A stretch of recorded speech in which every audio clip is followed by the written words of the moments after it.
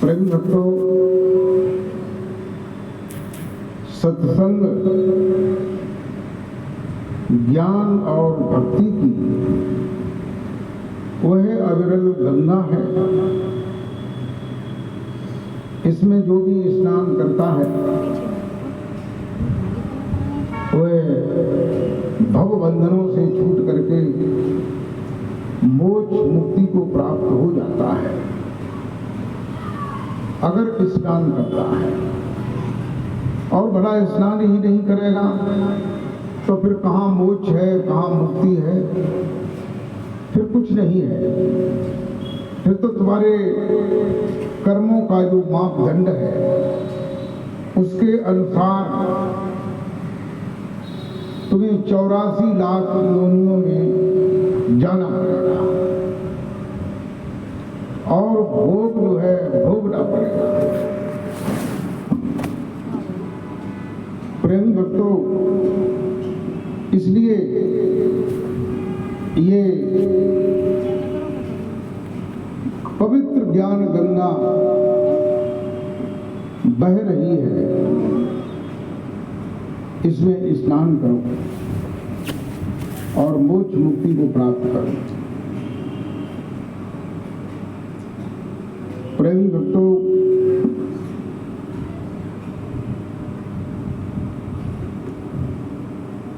संसार में एक सद्गुरु ही ऐसा हमारा साथी है जो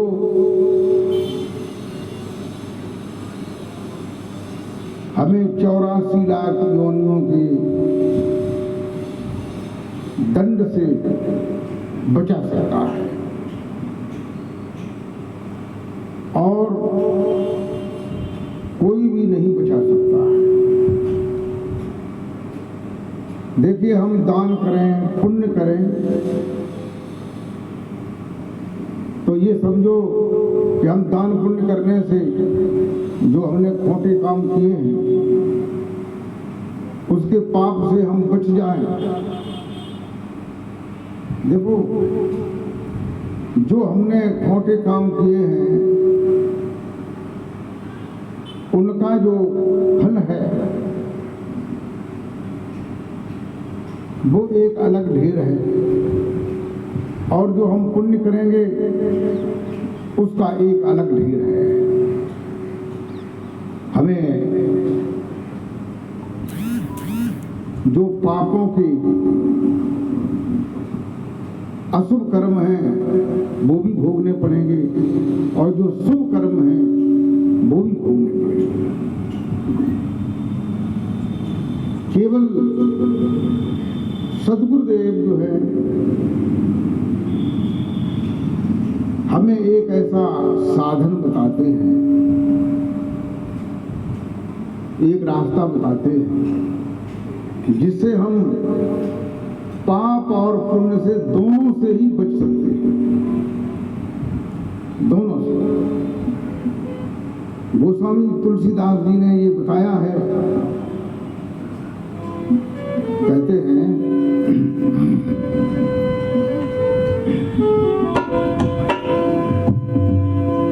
कि स्वर्ग नरक अपवर्ग न सैनी, ज्ञान विराग भगति शुभ दैनी।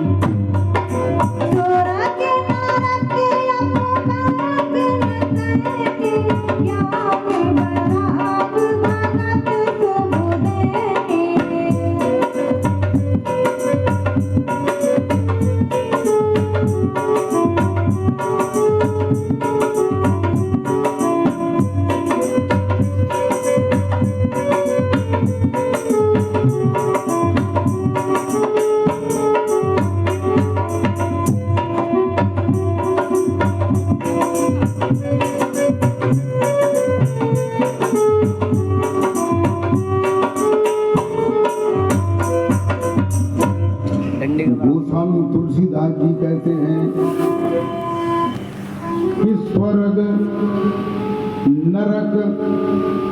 अपबरगन सहनी।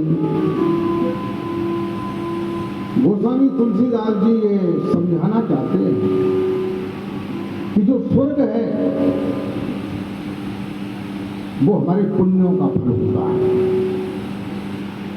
जो हम अच्छे कर्म करते हैं उसके बदले में हमें स्वर्ग का सुख प्राप्त होता है, और जो हम अशुभ काम करते हैं, गलत काम करते हैं, उसका फल जो है क्या होता है? नरक। नरक माने दुख।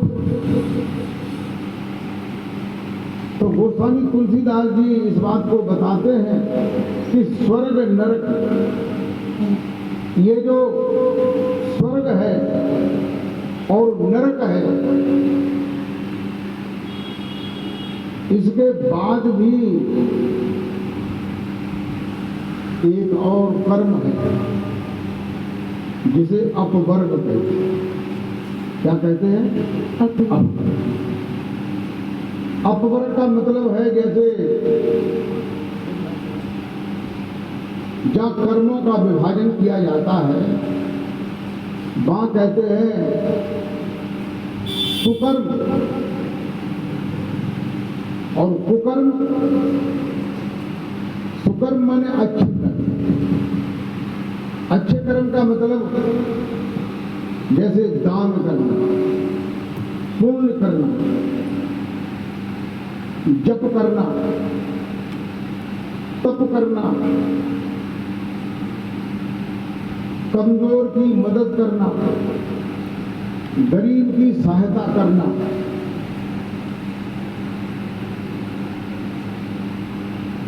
धर्मशाला बनाना, यदि जो अच्छे कर्म होते हैं उनको सुकर्म कहते हैं। उसका फल जो है स्वर्ग होता है। यदि बदले में स्वर्ग का मतलब क्या है?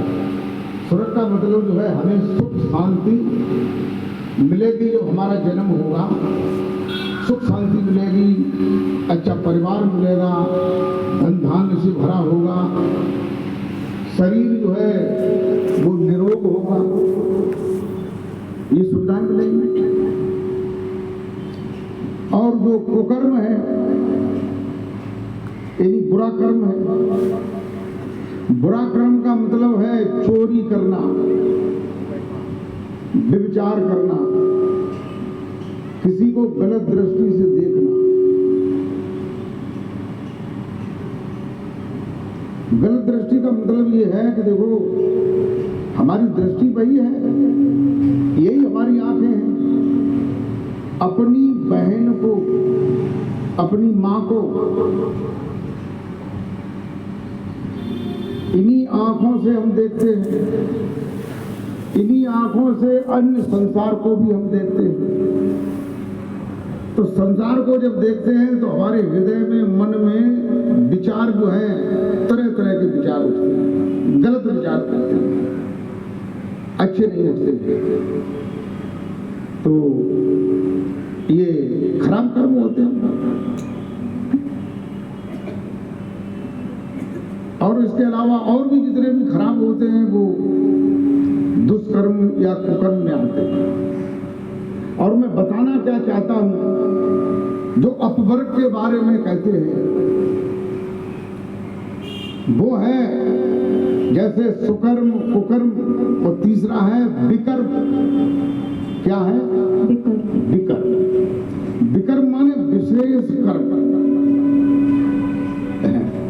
जैसे कर्म तो है ही, कोई अच्छा है कोई खराब है, फिर विशेष कर्म क्या है?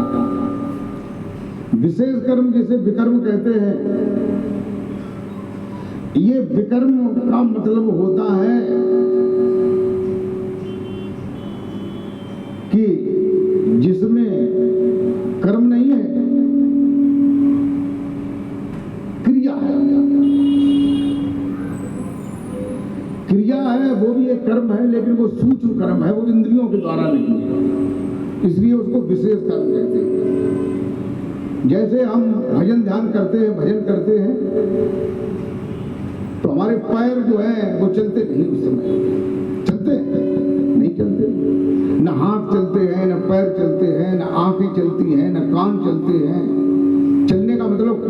सुनते हैं, न आंखों से बाहर देखते हैं। और कहते हैं जो विचार हैं उनका प्रत्याहार कर देते हैं, यानी बाहर के विचार बाहर ही रह जाते हैं। हम अपनी सुरती को या अपने ख्याल को नाम में लगा देते हैं। तो ये क्या है? विकर्म है, विशेष कर्म है। ये विशेष कर्म क्या करता है? पाप को खत्म कर देता है और पुण्य को भी खत्म कर देता है। यानी जो हमारे पुण्य है, जो हमारा अच्छा कर्म है, खत्म उसको भी कर देता है और पाप को भी कर देता है। तभी तुलसीदास जी ने कहा कि स्वर्ग नरक अपवर्ग न सैन्य, ज्ञान विराग भगत सुख दैनी। ये जो भक्ति है, जब हम नाम का सुमिरन करते हैं, संसार में लोग जो है नाम का सुमिरन नहीं करना चाहते हैं। ऊपर से दूध के ऊपर जो जारी होते वह जारी को उतारो चांद है, भजन नहीं करना चाहते। अरे भाई, जब भजन तुम नहीं करोगे, सुमिरन नहीं करोगे, भाई तुमको कुछ मेहनत करनी पड़ेगी, भजन करना पड़ेगा। रोजाना 1 घंटे 2 घंटे भजन करो तो तुम्हारे जितने भी कर्म हैं, अच्छे और बुरे, वे सभी खत्म हो जाएंगे और भक्ति उदय हो जाएगी। सद्गुरुदेव भगवान की जय। तो अब बताइए इससे अच्छा क्या है? भक्ति उदय हो जाएगी और जब भक्ति उदय हो जाएगी तो कहते हैं ज्ञान विराग, तुम्हारे अंदर ज्ञान उत्पन्न कर रहा है। कैसा ज्ञान होगा? ये नहीं कि हम किताबों में किसी चीज को पढ़ लें, याद कर लें, फिर लोगों को बताएं, ये ज्ञान नहीं। तुम्हारे हृदय में स्वयं ज्ञानोभव, स्वयं ज्ञान उत्पन्न होगा। जैसे तुलसीदास थे, उनके अंदर जब ज्ञान उत्पन्न हुआ तो उन्होंने रामायण को लिखा और भजनावली लिखी, गीता लिखी, बरबे रामायण लिखी, जानकी मंगल लिखा, बहुत से ग्रंथों को लिखा निज ज्ञान, इन्हीं निजी ज्ञान से। ऐसे ही सूरदास जी ने, वाल्मीकि जी ने, सभी संतों ने, जब भक्ति उदय हो जाती है तो स्वयं का ज्ञान उत्पन्न होता है, वैराग्य उत्पन्न होता है। वैराग्य का मतलब क्या है? वैराग्य का मतलब जो है राग जिसमें बह जाता है, राग जो है बह जाता है, वैराग्य उत्पन्न हो जाता है। वैराग्य का मतलब ये है कि हमारी जो इच्छाएं हैं, ये इच्छाएं ही तो तुमको गुलाम किए हुए हैं। किसी ने एक गाड़ी ले ली, अब वो रात में ये सोचता है कि 2 गाड़ियां और हो जाए तो ज्यादा सही रहेगा, तो 2 हो गई, और एक पहले की 3 हो गई, तो वो ये कहता है 5 गाड़ी हो जाए। तो इच्छाएं खत्म नहीं होती, और इच्छाएं खत्म नहीं होती हैं तब तक आदमी जो है दुखी रहता है। कितना भी पैसा हो जाए फिर दुखी रहता है। इच्छाएं जब खत्म हो जाएंगी, कहते हैं कि गोधन, गज धन, बाज धन और रतन धन पान।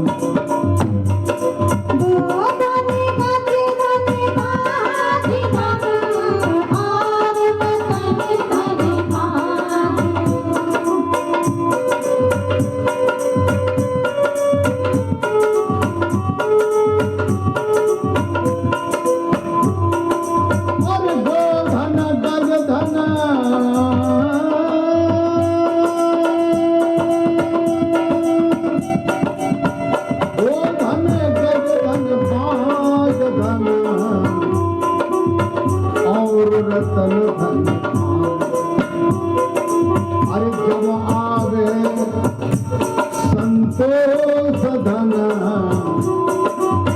सब धन धूल समान।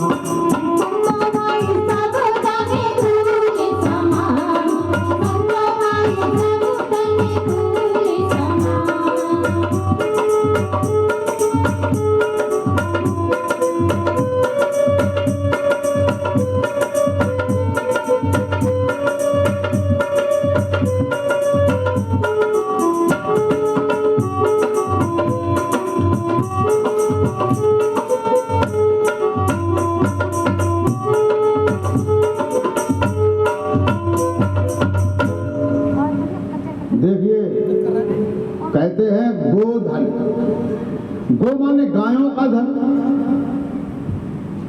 जैसे भगवान कृष्ण के पिताजी थे नंद बाबा, उनके 1 लाख गौएं थी, तो यही उनकी संपत्ति थी गोधन की। कहते हैं गजधन, गज माने हाथियों का धन, बाज माने घोड़ों का धन, गोधन, गजधन, बाजधन और रतन धन खान। और खजाने में बहुमूल्य सोना, चांदी, हीरा, पन्ना, पुखराज, मूंगा, मोती, ये धन।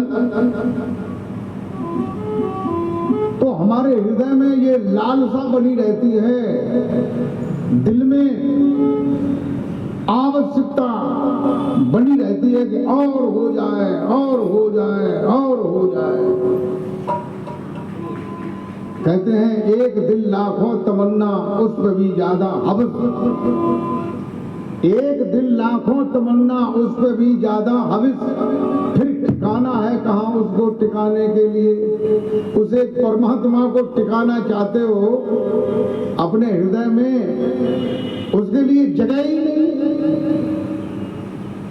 है, कैसे टिकाओ? तो इसलिए जो है हमें जो है जो बहुत सी आवश्यकताएं हैं इनको खत्म करना पड़ेगा। हम जब कोई आदमी जब मंदिर में जाता है, मस्जिद में जाता है, गिरजाघर में जाता है, बुद्ध स्तूप में जाता है, संतों के पास जाता है, तो कुछ न कुछ जो है सांसारिक संपत्ति को मांगने जाता है। और महात्मा जो है वो अपनी भक्ति कर रहा है, भक्ति से उसके पास शक्ति है, भक्ति की शक्ति है, तपस्या की शक्ति है, कोई भी शक्ति है। तो हम संतों के पास क्यों जाते हैं? ये हमारी नीयत ठीक नहीं है। अरे उनकी भक्ति की शक्ति है, उसको हम ये चाहते हैं कि हम उनसे मांगेंगे, हमें दे देंगे, तो उनकी शक्ति कुछ खत्म होगी, हैं? तो ये बेईमानी की नीयत है कि नहीं? और फिर जो है ऐसे तो मांग मांग करके जाने कितने घर जो है भर के चले आए, फिर मर गए, फिर दूसरी जगह आए गए, और फिर भी तुम्हारी इच्छा खत्म नहीं हुई। देखिए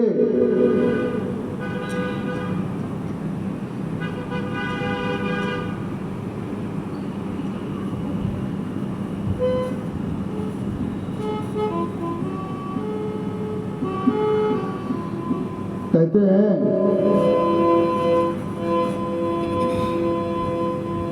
मनु न मरो न माया मरी, और मरे मरे गए सरी।